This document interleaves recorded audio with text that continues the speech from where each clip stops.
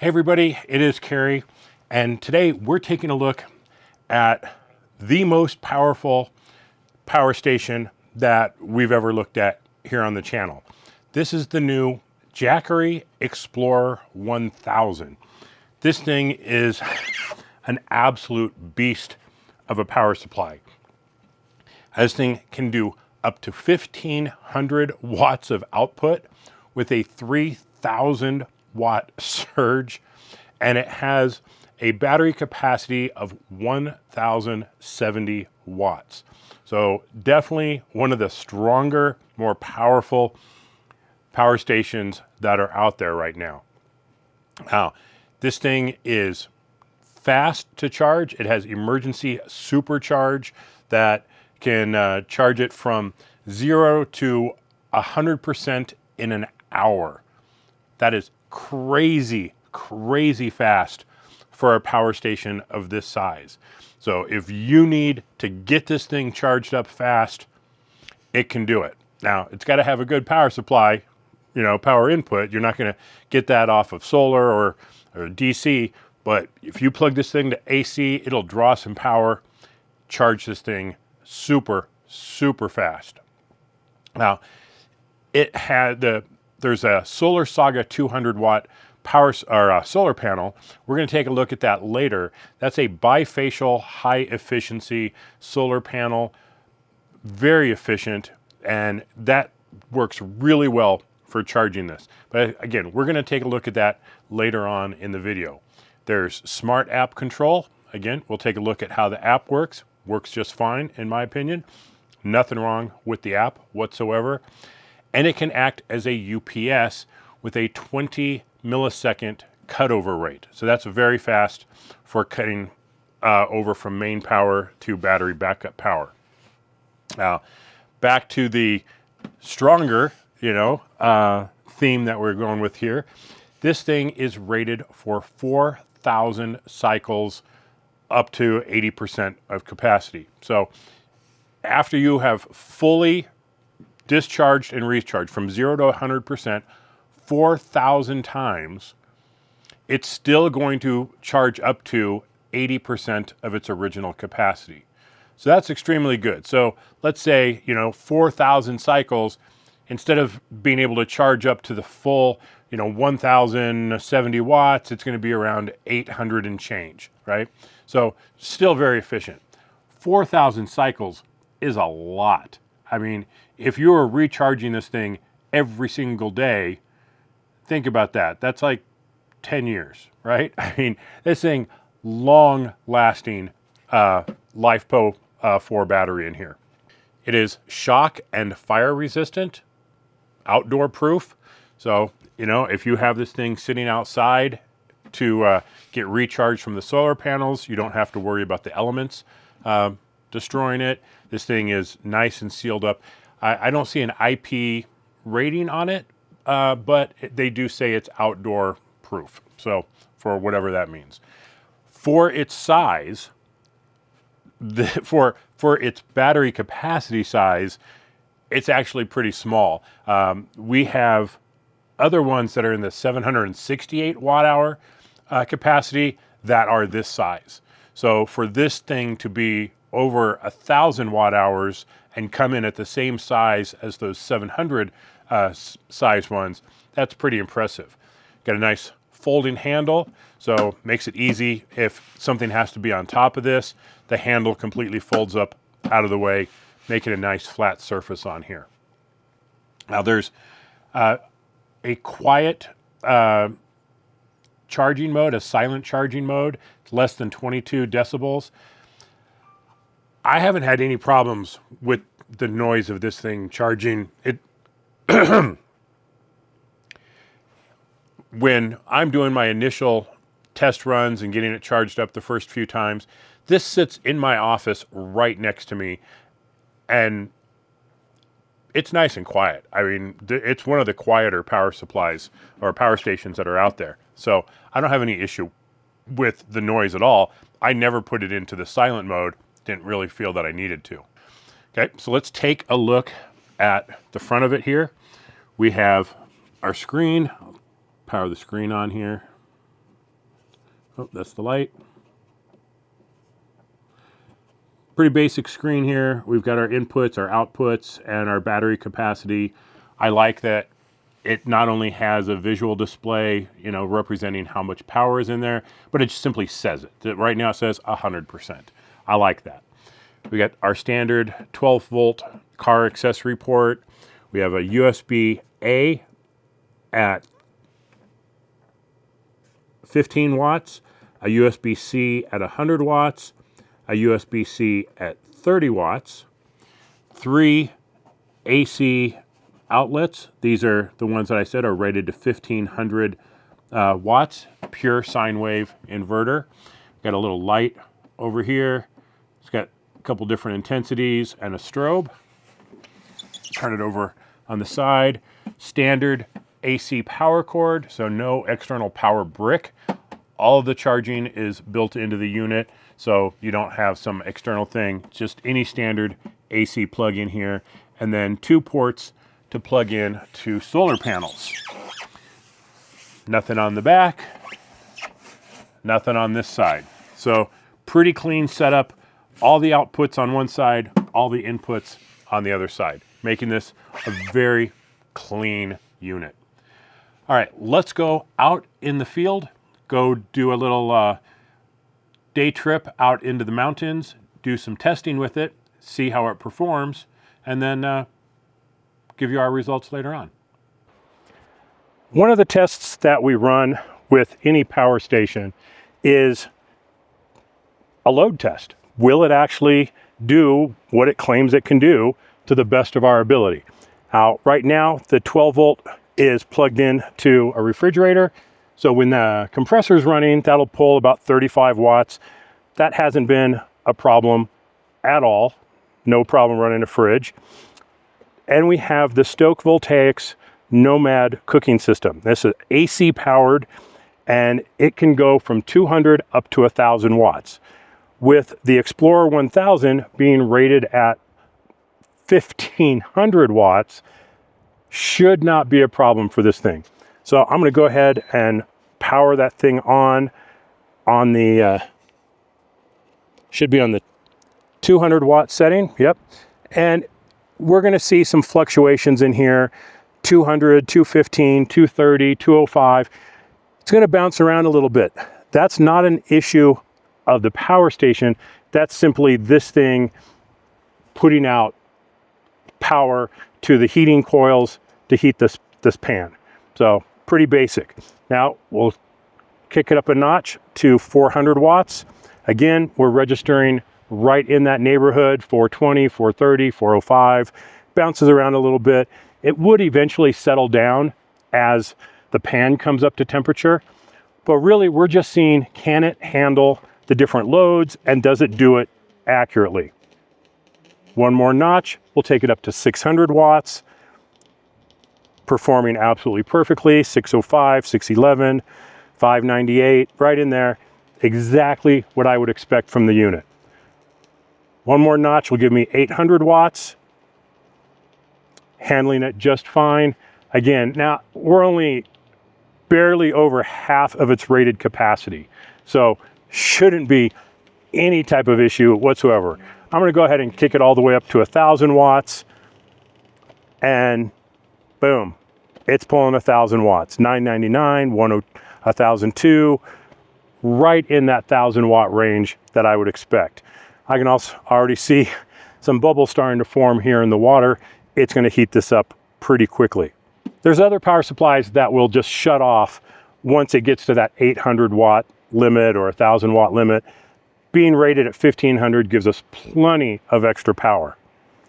Now, few things that I wish could be improved on here. I wish there were more USB ports. There's a USB-C at 100, a USB-C at 30, and a USB-A at 18. That's a little odd. I would much rather see either two 100s or a 100 and a 65 on the USB-Cs, and I'd like to see double this. At least 4 USB-Cs, 2 USB-As. Everything we have is either powered by or charged by USB. give me more USB ports. AC ports, this is all I've ever needed, is 1. 3, little overkill. For the overlanding camping market, 2 would be fine for that. You don't need 3, but that's fine. You know, it's not overkill, it's not 6, it's not 8, you know, 3 is fine. Input on here, we have our AC power and solar power, and I'll talk about solar power later on, but the solar panel on here works fantastic. The SolarSaga 200, excellent solar panel system. Now, this is one of the tests that we run. Will it run this thing at 1,000 watts long enough for it to boil water? And it's starting to bubble, so we're doing pretty good over here. The other test we run is, will this power a diesel heater? The 12-volt port on here will not power our diesel heater. It shuts off. It throws a voltage underrun on the heater and it shuts off. It would require this to be able to spike up a little over 10 amps, and it doesn't. So we have to run it off the AC power to a 12-volt converter. Not a huge deal because there's just so much power in here. That lack of efficiency from having to convert from DC to the battery to AC on here, back to DC for the heater, it barely touches this thing overnight. So not a big deal. I wish this would power the diesel heater, but it doesn't. I also wish there were better connections on here. The 12-volt port, the standard accessory port, there's so many things that use it. You kind of have to have it, but I'd like to see something more secure. Mini Andersons, DC 5521s, something that was a more secure port on here. That would be awesome. Our water is boiling, only took a couple minutes. System's working absolutely flawlessly. Very, very happy with the Jackery. And I think for a lot of people, this is a fantastic unit. It's a little on the large side for some applications, but when you need power, when you need a lot of power, things like cooking, heaters, refrigerators, you need to run a lot of things, you need a lot of power. And the Explorer 1000 absolutely delivers on power. Now, let's talk about our runtime test that we do. We connect it fully charged to an IceCo VL40. I'm gonna go ahead and turn the water off, it's boiling. With all the power stations, we connect them to an IceCo VL45 refrigerator that is about 70% full, running in a room that's between 67 and 70 degrees. We use it as a regular refrigerator. We have drinks and food in there, so we're in and out of it as much as we would a regular refrigerator, just to give it a fair test.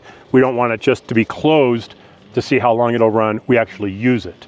Now, it ran 19 minutes short of 4 full days. That is pretty incredible. So if you were out on a 3-day weekend, no problem with this thing running a refrigerator and powering some other things as well. You add the SolarSaga 200 solar panels, you will keep this thing topped off without any problems whatsoever. So that's kind of our testing that we've done on it, how it works, how it sets up and everything. Let's get back and wrap everything up. I'll show you the solar panels and we'll see how well those work, as well as showing you the app. Okay, we're back at the house and I've got some power draw going on. I've got the solar panels set up. So the first thing I want to do is show you the application itself. So we have the app here. We'll go ahead and click on it. And we see that the unit is currently at 83%.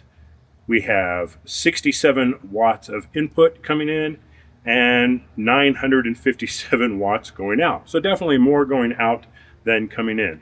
I'm gonna go ahead and turn this down a few notches there. Okay, now we've at about 200 watts going out and 78 coming in. It's a pretty cloudy morning here, so the panels aren't getting 100% of the sunlight. But the advantage of a 200 watt solar panel versus a 100 watt panel is whatever light hits it, you're getting double the amount of power coming into your power station.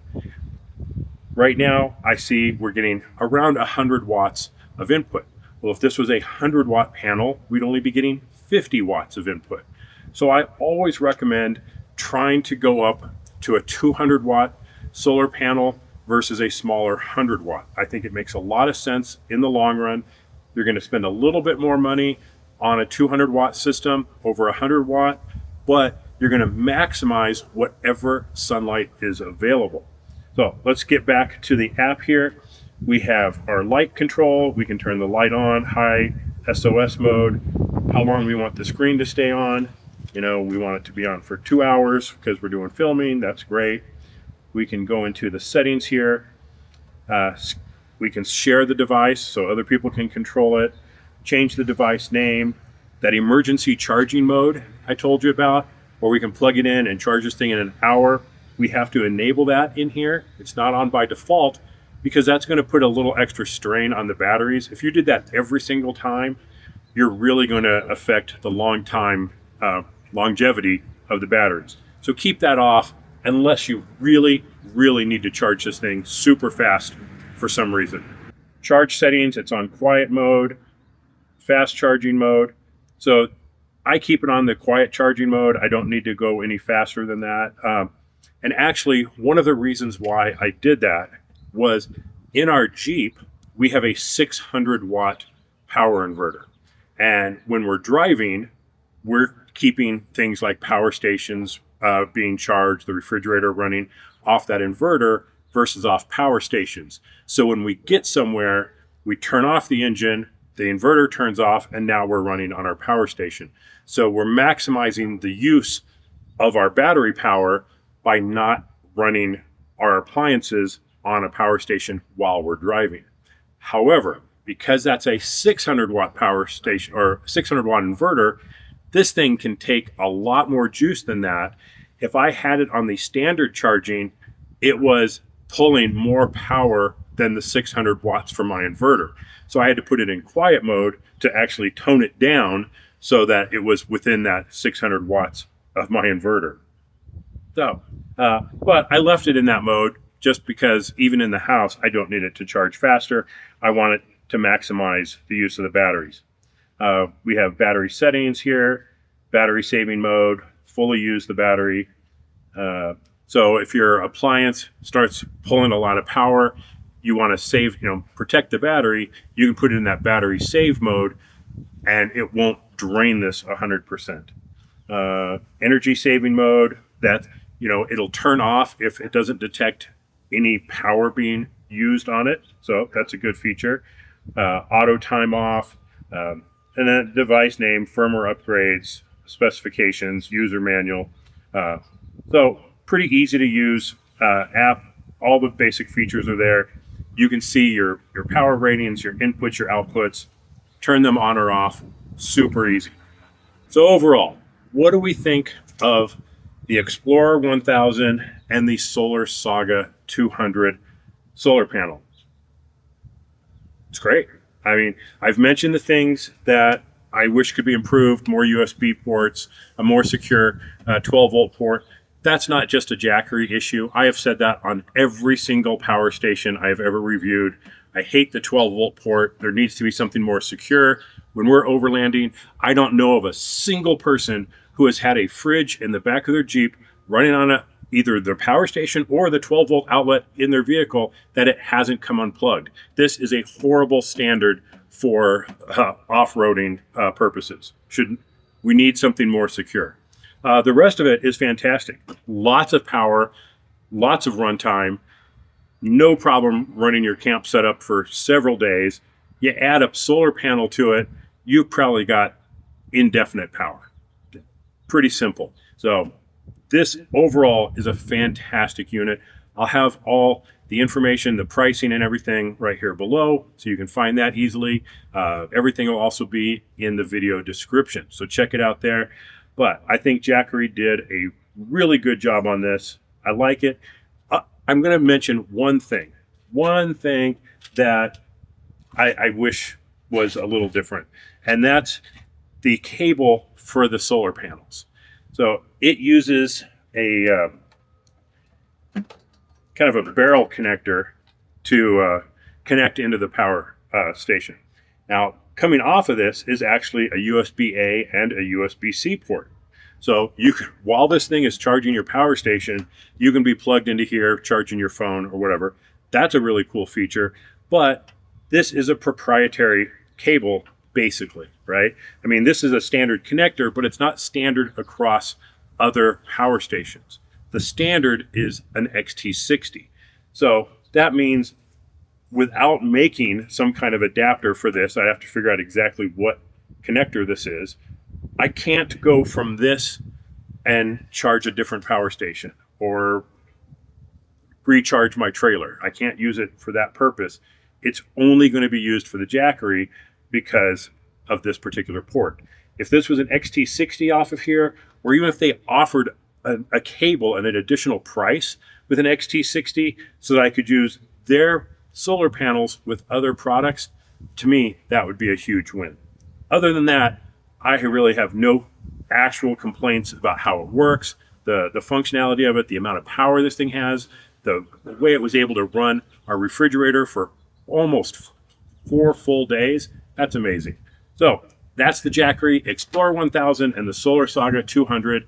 Thanks for watching, everybody. Stay safe out there. We'll see you on the trails.